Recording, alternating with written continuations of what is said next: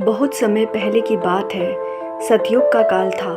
धरती पर धर्म और अधर्म का संतुलन बिगड़ने लगा था।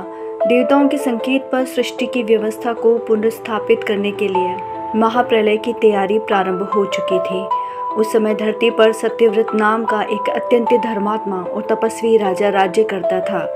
सत्यव्रत सच्चाई, दया और धर्म का पालन करने वाला राजा था। वह रोज भोर में उठकर गंगा नदी में स्नान करता और भगवान सूर्य को अर्घ्य देता। उसकी एक दिनचर्या थी जल में अंजलि भरकर सूर्य को समर्पित करना। यही अंजलि उसकी नियति बदलने वाली थी। एक दिन जब सत्यव्रत ने नदी से अंजलि में जल उठाया, तब इसकी हथेलियों में एक छोटी सी सुनहरी मछली फड़फड़ाने लगी। राजा ने सोचा, यह मछली इतनी छोटी है, इसे नदी में छोड़ दूंगा।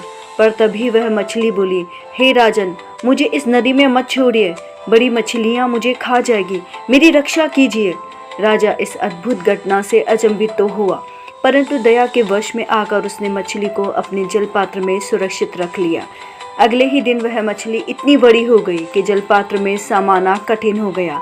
राजा ने मछली को आश्चर्यचकित होकर एक बड़े तालाब में छोड़ दिया, लेकिन कुछ ही दिनों में मछली फिर इतनी विशाल हो गई कि पूरा तालाब छोटा पड़ गया। अब सत्यव्रत समझने लगा कि यह कोई सामान्य मछली नहीं है। उसने मछली को गंगा नदी में छोड़ा, लेकिन वहाँ भी मछली का आकार अनंत होता गया। तब मछली ने अपना दिव्य रूप प्रकट किया। भगवान विष्णु ने मछली के रूप में प्रकट होकर कहा, हे राजन, मैं विष्णु हूँ।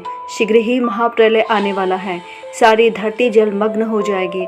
एक विशाल नाव का निर्माण कराओ।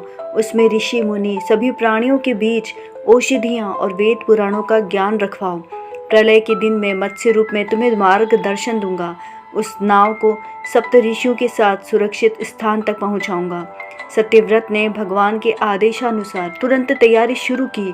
नाव बनवाई गई। प्रलय का दिन आया। धरती पर घनघोर वर्षा होने लगी। पर्वत, नगर, जंगल सब जल में समा गए।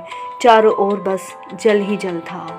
सत्यव्रत ने ऋषियों, औषधियों, प्राणियों के बीच और वेदों के साथ उस नाव में स्थान लिया। नाव में एक लंबी मजबूत रस्सी भी थी। ठीक तभी विशाल मत्स्य के रूप में भगवान विष्णु प्रकट हुए।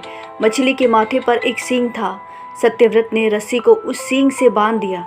मत्स्य ने नाव को भीषण जलराशि से पार कर सुरक्षित स्थान तक पहुंचाया।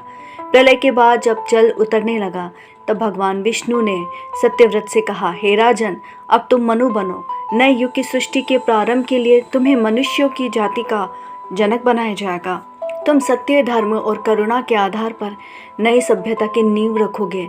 इस प्रकार सत्यव्रत आगे चलकर वैवस्वत मनु बने, वर्तमान मानव जाति के आदि पुरुष। सच्चा धर्म और करुणा जब जीवन में होता है, तो ईश्वर स्वयं मार्गदर्शक बनकर साथ होते हैं। यदि ये कहानी आपको अच्छी लगे तो please like, share and subscribe my channel. Radhe Radhe.